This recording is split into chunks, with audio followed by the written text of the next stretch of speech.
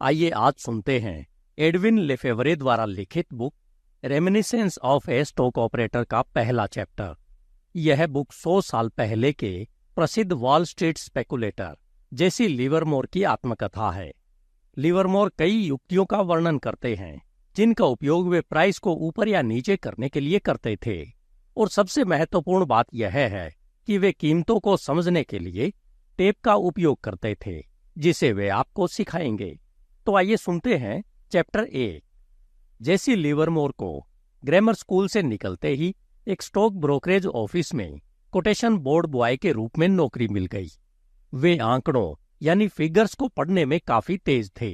School में उन्होंने 3 साल के अर्थमेटिक का अध्ययन 1 साल में ही पूरा कर लिया था।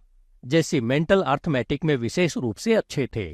कोटेशन बोर्ड बॉय के रूप में उन्होंने कस्टमर्स रूम में बड़े बोर्ड पर नंबर पोस्ट किए थे।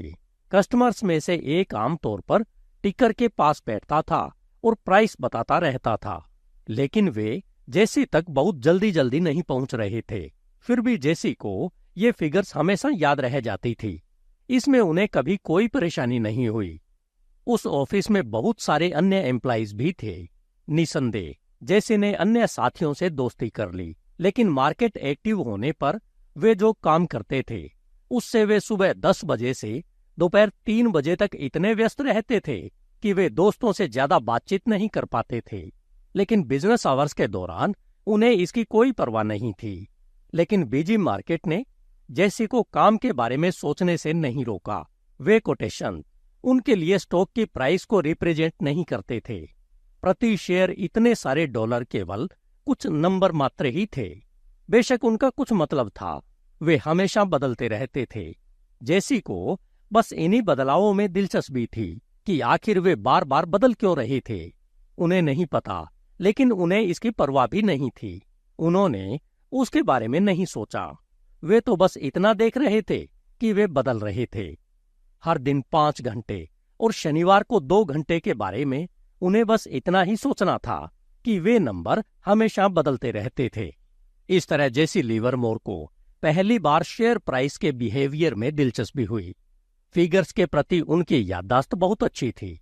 उन्हें विस्तार से याद है कि पिछले दिन ऊपर या नीचे जाने से ठीक पहले प्राइस किस तरह से काम कर रही थी, और इसमें उनका मेंटल अर्थमेटिक के प्रति शौक बहुत काम आया। ऐसा कहा जा सकता है कि जेसी ने देखा कि बढ़त के साथ साथ डिक्लाइन में भी स्टॉक प्राइस कुछ आदतें दिखाने के लिए उपयुक्त थी। ऐसे दूसरे मामलों का कोई अंत नहीं था। ये सभी जेसी का मार्गदर्शन करने के लिए मिसालें बनी। जेसी जब केवल 14 वर्ष के थे तब उन्होंने अपने दिमाग में सैकड़ों ऑब्जर्वेशन करने के बाद खुद को आज के स्टॉक के बिहेवियर की तुलना अन्य दिनों से करते और उनकी एक्यूरेसी की टेस्टिंग करते हुए पाया। इससे उन्हें स्टॉक की प्राइस में उतार चढ़ाव की गणना करने में ज्यादा समय नहीं लगा। जैसा कि वे कहते हैं, मेरा एकमात्र गाइड उनकी पिछली परफॉर्मेंस थी। मैं हमेशा अपने दिमाग में डोप शीट रखता था। मैंने स्टॉक की कीमतों को एक फार्म में चलते हुए देखा। मैंने उन्हें पढ़ लिया था। इससे आप जान सकते हैं कि उनका क्या मतलब है। उदाहरण के लिए आप देख सकते हैं कि जहां बाइंग केवल सेलिंग के केवल एक ट्रिफल बेहतर है, स्टॉक मार्केट में एक लड़ाई चलती है जिसमें टेप आपकी टेलीस्कोप है। आप 10 में से 7 केसेस पर निर्भर रह सकते हैं। एक और लेसन जो उन्होंने जल्दी सीख लिया वह यह है कि वॉल स्ट्रीट में कुछ भी नया नहीं है, क्योंकि स्पेकुलेशन पहाड़ियों जितनी ही पुरानी है। आज स्टॉक मार्केट में जो भी हो रहा है वह पहले भी हो चुका है और आगे भी होता रहेगा। वे उसे कभी नहीं भूले। उन्हें लगता है कि उन्हें सचमुच यह याद है कि यह कब और कैसे हुआ था। फैक्ट यह है कि उन एक्सपीरियंस को कैपिटलाइजिंग करने का तरीका उन्हें आज भी याद है। जेसी को अपने इस खेल में इतनी दिलचस्पी हो गई कि वे सभी एक्टिव स्टॉक में बढ़त और गिरावट का अनुमान लगाने के लिए एक छोटी सी डायरी में ये सभी ऑब्जर्वेशन दर्ज करने शुरू कर दिए। यह कोई काल्पनिक लेन देन का रिकॉर्ड नहीं था, जैसा कि बहुत से लोग बिना किसी स्टडी के लाखों डॉलर कमाने या खोने के लिए रखते हैं।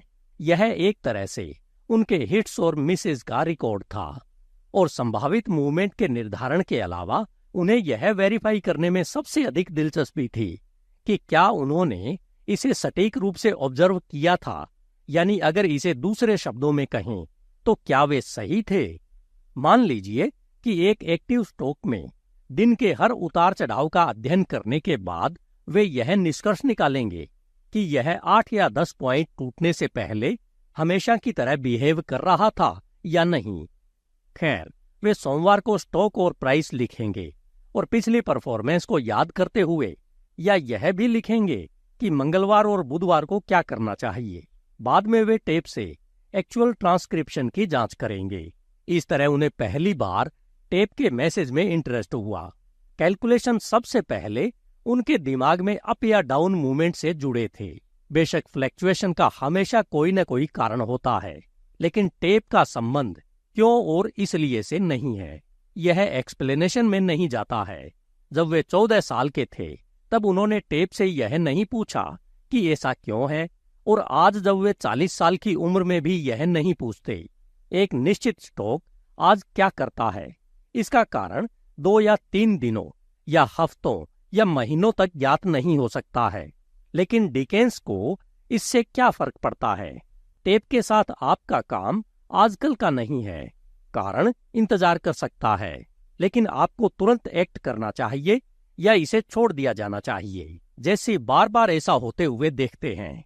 आपको याद होगा कि हालो ट्यूब पिछले दिन 3 पॉइंट नीचे चला गया था, जबकि बाकी मार्केट में उछाल आया था। यह फैक्ट था।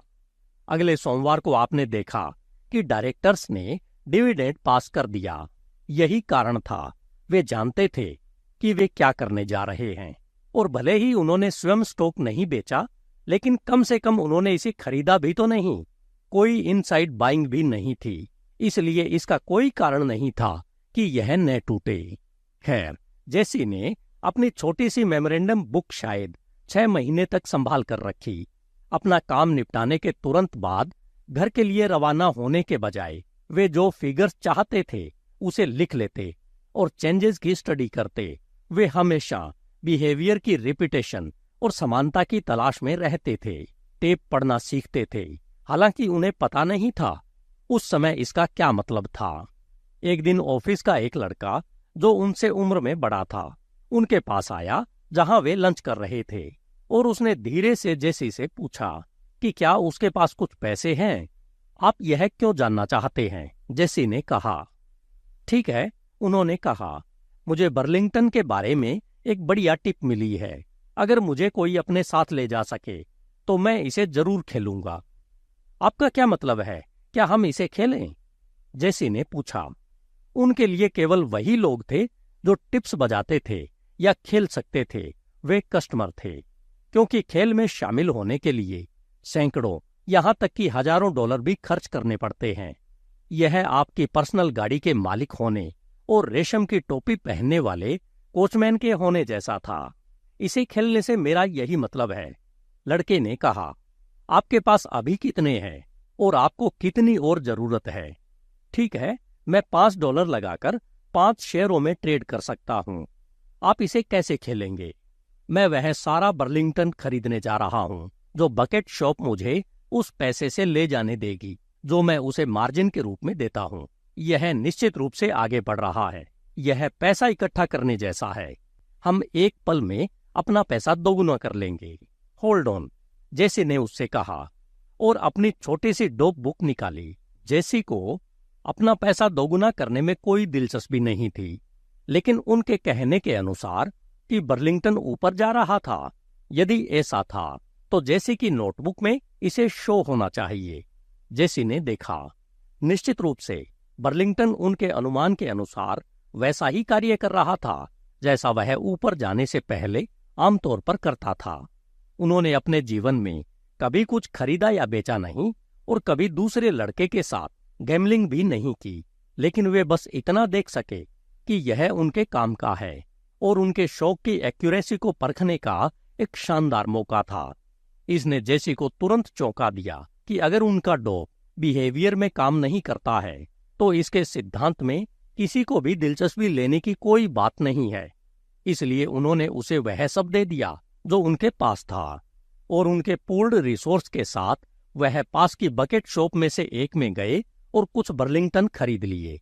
2 दिन बाद उन्होंने इसे कैश इन किया, जिससे जेसी ने $3.12 का प्रॉफिट कमाया।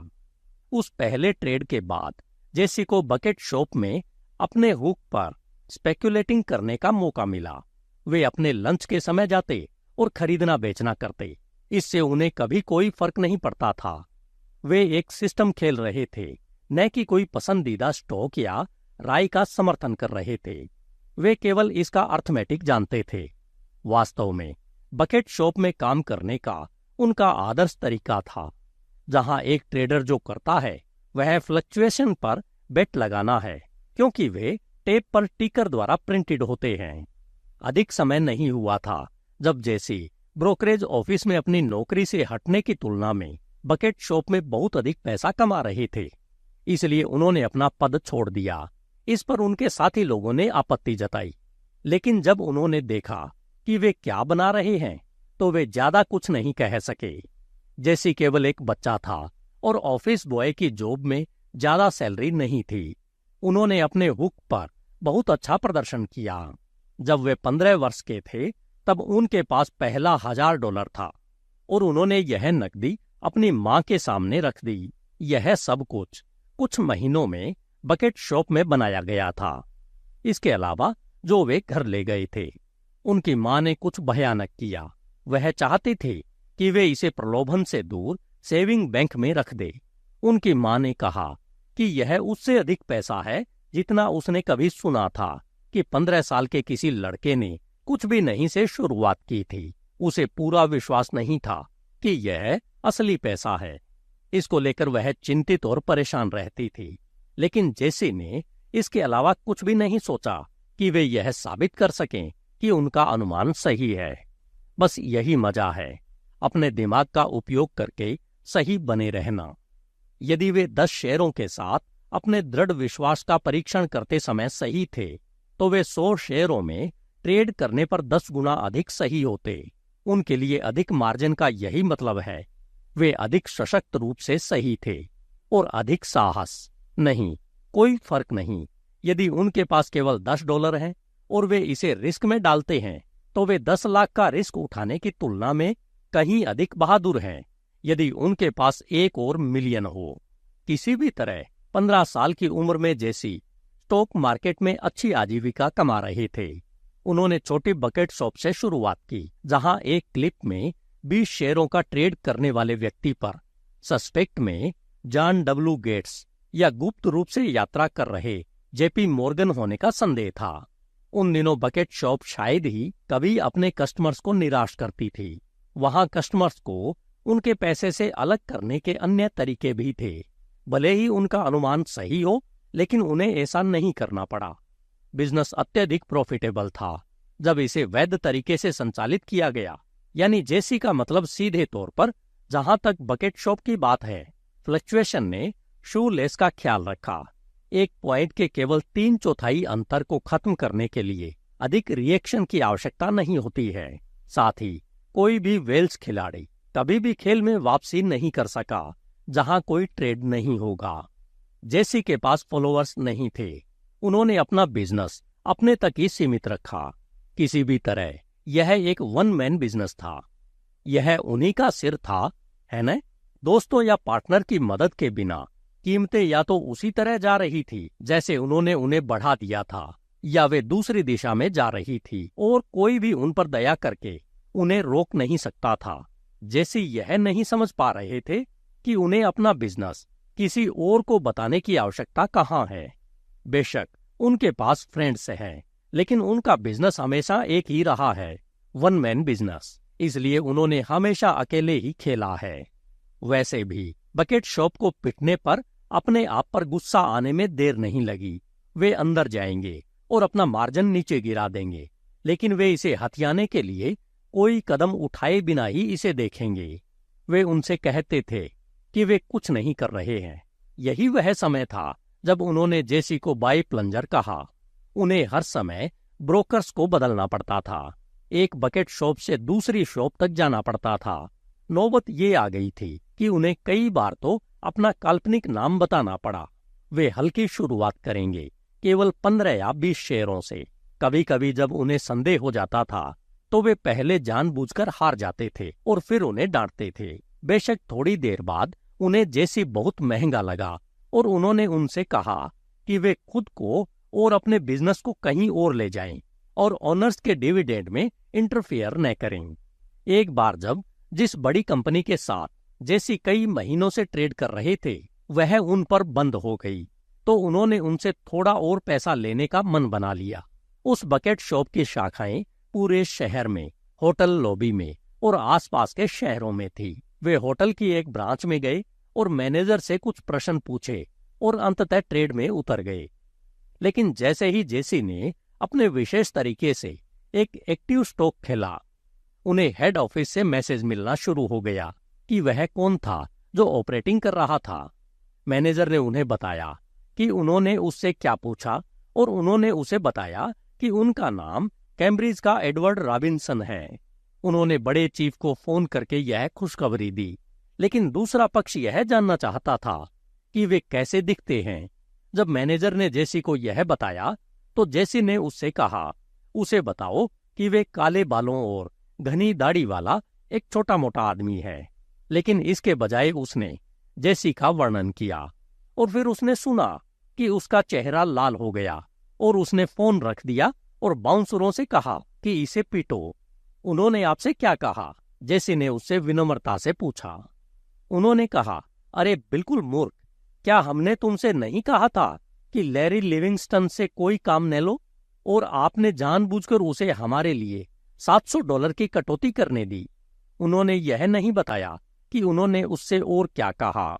जेसी ने एक के बाद एक अन्य ब्रांचेस की कोशिश की, लेकिन वे सभी उन्हें जानने लगे और उनमें से किसी भी ऑफिस में उनका पैसा अच्छा नहीं था। वे कोटेशन देखने के लिए भी अंदर नहीं जा सकते थे जब तक कि कुछ क्लर्क उन पर व्यंग न करते।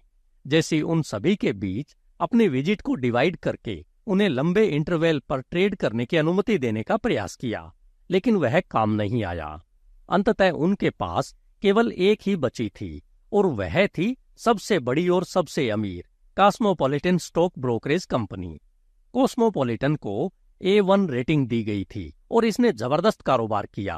न्यू इंग्लैंड के प्रत्येक मैन्युफैक्चरिंग शहर में इसकी ब्रांचेज थी। उन्होंने जेसी की ट्रेडिंग को बिल्कुल सही समझा और जेसी ने स्टॉक खरीदे और बेचे और महीनों तक पैसा कमाया और खोया। लेकिन अंत में उनके साथ हमेशा की तरह ही हुआ। उन्होंने जेसी के बिजनेस को सिरे से खारिज नहीं किया क्योंकि छोटी मोटी चिंताएं थी। ओह, इसलिए नहीं कि यह खेल भावना नहीं थी, बल्कि इसलिए क्योंकि वे जानते थे कि यह खबर प्रकाशित करने से उन्हें बदनामी मिलेगी कि वे किसी साथी का बिजनेस सिर्फ इसलिए नहीं लेंगे क्योंकि वह व्यक्ति थोड़ा ज्यादा पैसा कमाता है। लेकिन उन्होंने अगला सबसे बुरा काम किया, यानी उन्होंने जेसी से 3 पॉइंट का मार्जिन लगाया और उन्हें पहले आधा पॉइंट, फिर 1 पॉइंट और अंत में 1.5 पॉइंट का प्रीमियम भुगतान करने के लिए मजबूर किया। कुछ बाधा थी, पर कैसे? आसानी से मान लीजिए स्टील 90 पर बिक रहा था और आपने उसे खरीद लिया। आपके टिकट पर आमतौर पर लिखा होता है बोट 10 स्टील 90 सही 1/10 पर। यदि आप 1 पॉइंट मार्जिन रखते हैं तो इसका मतलब है कि यदि यह 89 सही 1/4 टूटता है तो आप ऑटोमेटिक रूप से वाइप आउट कर दिए जाते हैं। किसी बकेट शॉप में कस्टमर को अधिक मार्जिन के लिए प्रेरित नहीं किया जाता है या उसे अपने ब्रोकर को जो कुछ भी मिल सकता है उसे बेचने के लिए कहने की दर्दनाक आवश्यकता में नहीं डाला जाता है। लेकिन जब कॉस्मोपॉलिटन ने उस प्रीमियम पर काम किया तो वे बेल्ट से नीचे जा रहे थे। इसका मतलब यह था कि यदि जेसी के खरीदते समय कीमत 90 थी तो अपना टिकट बनाने के बजाय 90 सही 1/8 पर बोट स्टील, इसमें लिखा था 91 सही 1/8 पर बोट स्टील। क्यों? जेसी के खरीदने के बाद वह स्टॉक 1 अंक और 1/4 आगे बढ़ सकता है और अगर उन्होंने ट्रेड बंद कर दिया तो भी जेसी को पैसे का नुकसान होगा। और यह भी आग्रह करके कि उन्होंने शुरुआत में ही 3 पॉइंट का मार्जिन रखा, उन्होंने उनकी ट्रेडिंग कैपेसिटी को 2/3 कम कर दिया। फिर भी वह एकमात्र बकेट शॉप थी जो उनका बिजनेस ले सकती थी और उन्हें उनकी शर्तों को स्वीकार करना पड़ा या ट्रेडिंग छोड़ना पड़ा। निसंदेह जेसी के जीवन में उतार चढ़ाव आए, लेकिन बैलेंस के मामले में वे विजेता थे। हालांकि कॉस्मोपॉलिटन लोग उनके साथ की गई भयानक बाधा से संतुष्ट नहीं थे, जो किसी को भी हराने के लिए पर्याप्त होनी चाहिए थी। उन्होंने उनसे डबल क्रॉस करने की कोशिश की, लेकिन वे मौके उन्हें नहीं मिले। जेसी अपनी एक शंका के कारण बच निकले। जैसा कि जेसी ने कहा, कॉस्मोपॉलिटन उनका आखिरी सहारा था। यह न्यू इंग्लैंड की सबसे अमीर बकेट शॉप थी और एक नियम के रूप में उन्होंने ट्रेड पर कोई लिमिट नहीं रखी। जेसी को लगता है कि वे उनके पास सबसे बड़ा इंडिविजुअल ट्रेडर थे, यानी स्थिर हर दिन के कस्टमर में से एक। उनके पास एक अच्छा ऑफिस था और सबसे बड़ा और संपूर्ण कोटेशन बोर्ड जेसी ने पहले कभी नहीं देखा था। यह बड़े कमरे की पूरी लंबाई तक चला और हर कल्पनीय चीज को कोट किया गया। यानी जेसी का मतलब है कि न्यूयॉर्क और बोस्टन स्टॉक एक्सचेंजों में कारोबार किए जाने वाले स्टॉक, कपास, गेहूं, प्रोविजन, धातु, वह सब कुछ जो न्यूयॉर्क, शिकागो, बोस्टन और लिवरपूल में खरीदा और बेचा गया था। आप जान सकते हैं कि वे बकेट शॉप में कैसे ट्रेड करते थे। आपने अपना पैसा एक क्लर्क को दिया और उसे बताया कि आप क्या खरीदना या बेचना चाहते हैं। उसने टेप या कोटेशन बोर्ड को देखा और वहां से कीमत ली, बेशक वह आखिरी वाली है। उन्होंने टिकट पर समय भी लिख दिया ताकि यह लगभग एक नियमित ब्रोकर की रिपोर्ट की तरह पढ़े।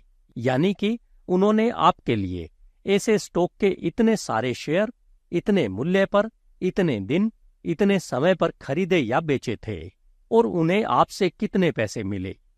जब आप अपना ट्रेड क्लोज करना चाहते थे तो आप क्लर्क के पास जाते थे, वही या कोई अन्य, यह शॉप पर निर्भर करता था और आपने उसे बताया। उसने आखिरी कीमत ली, या यदि स्टॉक एक्टिव नहीं था तो उसने टेप पर आने वाले अगले कोटेशन का इंतजार किया। उसने आपके टिकट पर वह कीमत और समय लिखा, उसे ठीक कर दिया और आपको वापस दे दिया। और फिर आप कैशियर के पास गए और जितनी भी नकदी की मांग की ले आए। बेशक जब मार्केट आपके विरुद्ध चला गया और कीमत आपके मार्जिन द्वारा निर्धारित सीमा से ऊपर हो गई, तो आपका ट्रेड स्वतः ही क्लोज हो गया और आपका टिकट कागज का एक टुकड़ा बन गया।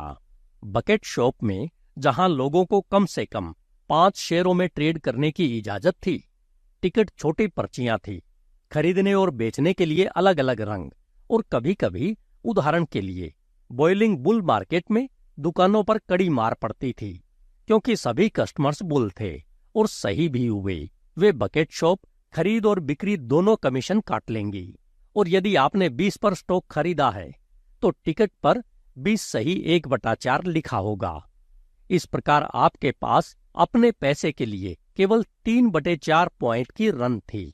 लेकिन कॉस्मोपॉलिटन न्यू इंग्लैंड में सर्वश्रेष्ठ था।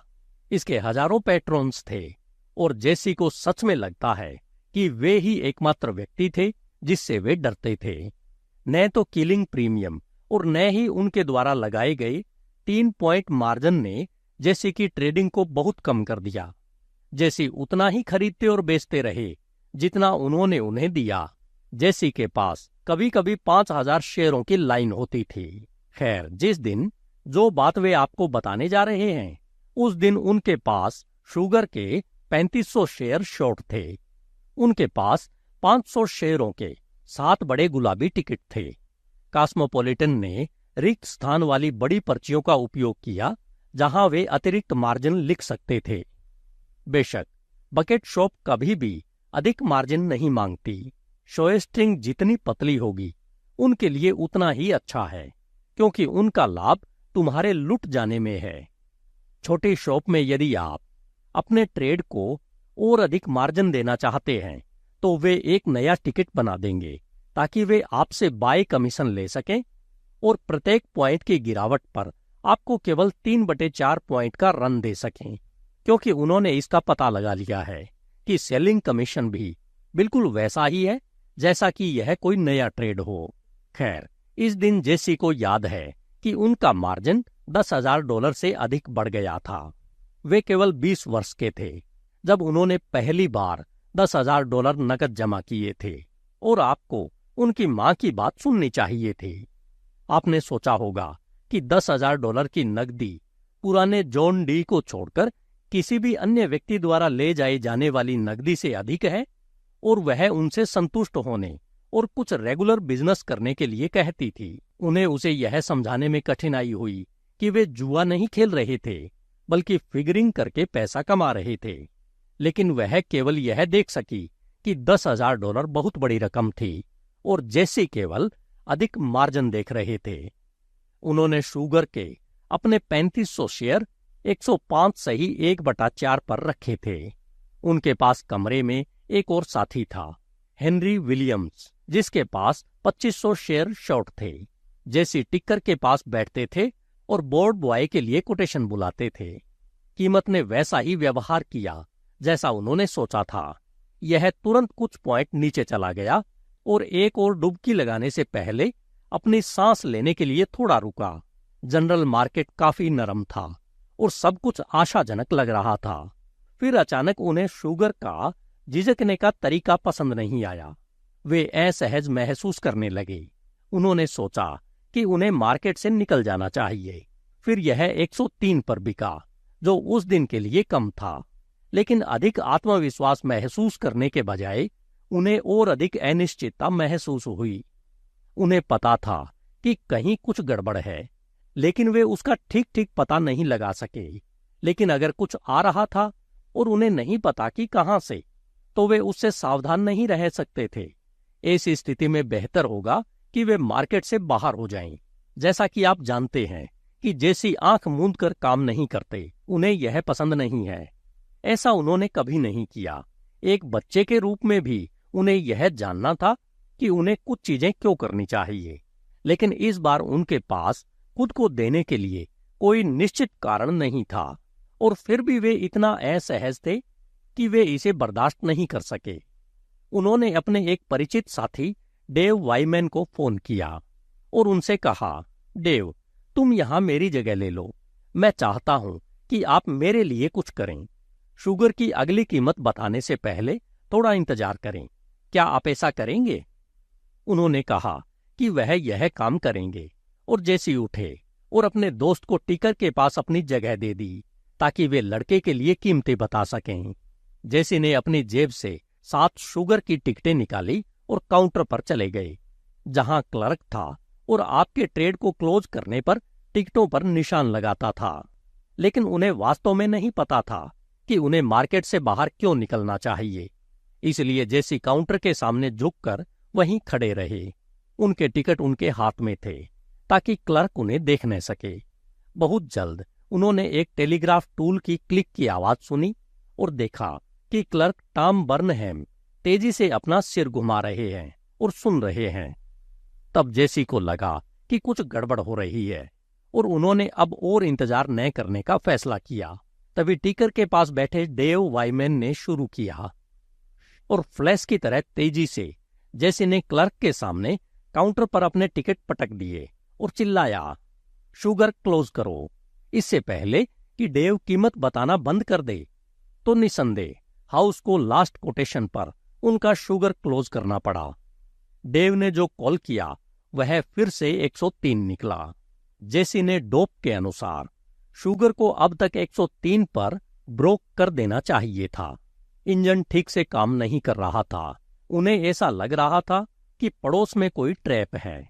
सभी घटनाओं में टेलीग्राफ इंस्ट्रूमेंट अब पागलों की तरह चल रहा था, और उन्होंने देखा कि क्लर्क टॉम बर्नहैम ने उनके टिकटों को जहां उन्होंने रखा था वहां बिना निशान लगाए छोड़ दिया था और क्लिक सुन रहा था, जैसे कि वह किसी चीज का इंतजार कर रहा हो। तब वे उस पर चिल्लाए, अरे टॉम, तुम किसका इंतजार कर रहे हो? उन टिकटों पर मूल्य अंकित करो, 103, चाल ठीक करो।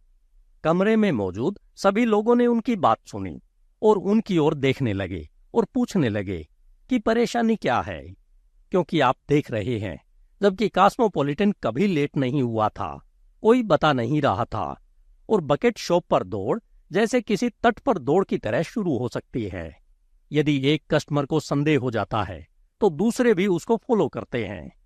तो टॉम उदास लग रहा था, लेकिन आया और जेसी की टिकटों पर 103 पर क्लोज का निशान लगा दिया और उनमें से 7 को मेरी ओर धकेल दिया। निश्चित ही उसका चेहरा श्योर था। मान लीजिए टॉम के स्थान से कैशियर की तिजोरी तक की दूरी 8 फीट से अधिक नहीं थी, लेकिन जेसी अपने पैसे लेने के लिए कैशियर के पास नहीं गए। जब टिकर के पास डेव वाइमैन उत्साह से चिल्लाया, हे भगवान, शुगर 108, तब तक बहुत देर हो चुकी थी। तो जेसी बस हंसे और टॉम को फोन किया। उस समय यह काम नहीं किया। क्या किया ओल्ड बॉय? निसंदेह यह एक कठिन काम था। हेनरी विलियम्स और जेसी के पास कुल मिलाकर शुगर के 6000 शेयर शॉर्ट थे। उस बकेट शॉप में उनका और हेनरी का मार्जिन था और ऑफिस में कई अन्य शुगर शॉर्ट भी रहे होंगे। संभवतः कुल मिलाकर 8 या 10,000 शेयर। मान लीजिए कि उनके पास शुगर मार्जिन में $20,000 थे। वह शॉप को न्यूयॉर्क स्टॉक एक्सचेंज के मार्केट को तहस नहस करने और उन्हें खत्म करने के लिए भुगतान करने के लिए पर्याप्त थे। पुराने दिनों में जब भी किसी बकेट शॉप पर एक निश्चित स्टॉक पर बहुत अधिक बुल भरे होते थे, तो यह एक आम बात थी कि कुछ ब्रोकर उस विशेष स्टॉक की कीमत को इतना कम कर देते थे कि उसके लंबे समय से मौजूद सभी कस्टमर्स का सफाया हो जाता था। इससे बकेट शॉप की कीमत शायद ही कभी कुछ 100 शेयरों पर कुछ पॉइंट से अधिक होती थी और उन्होंने हजारों डॉलर कमाए। कॉस्मोपॉलिटन ने जेसी और हेनरी विलियम्स तथा अन्य शुगर शॉर्ट्स प्राप्त करने के लिए यही किया। न्यूयॉर्क में उनके ब्रोकर ने कीमत 108 तक बढ़ा दी। बेशक यह तुरंत गिर गई, लेकिन हेनरी और कई अन्य का सफाया हो गया। जब भी कोई अनएक्सप्लेन्ड शार्प ड्रॉप होती थी, जिसके बाद तत्काल सुधार होता था, उन दिनों के न्यूज़पेपर इसे बकेट शॉप ड्राइव कहते थे। और सबसे मजेदार बात यह थी कि कॉस्मोपॉलिटन लोगों द्वारा उनमें डबल क्रॉस करने की कोशिश करने के 10 दिन बाद ही न्यूयॉर्क के एक ऑपरेटर ने उन्हें $70,000 से अधिक में उड़ा दिया। यह आदमी, जो अपने समय में काफी मार्केट फैक्टर था और न्यूयॉर्क स्टॉक एक्सचेंज का मेंबर था, उसने 96 के ब्रायन पैनिक के दौरान एक बेयर के रूप में अपना बड़ा नाम कमाया। वह हमेशा स्टॉक एक्सचेंज के नियमों के खिलाफ चल रहा था, जो कि चलते रहे उसे अपने साथी सदस्यों की कीमत पर अपनी कुछ योजनाओं को पूरा करने से रोकना होगा। एक दिन उसने सोचा कि अगर वह जमीन की बकेट शॉप से उनकी गलत कमाई का कुछ हिस्सा ले लेगा तो एक्सचेंज या पुलिस अधिकारियों से कोई शिकायत नहीं होगी। जिस उदाहरण के बारे में जैसी बात कर रहे हैं, उसने ग्राहकों के रूप में कार्य करने के लिए 35 लोगों को भेजा। वे हेड ऑफिस और बड़ी ब्रांचेज में गए। एक निश्चित दिन पर, एक निश्चित समय पर सभी एजेंटों ने एक निश्चित स्टॉक का उतना ही हिस्सा खरीदा जितना मैनेजर उन्हें देने देते थे।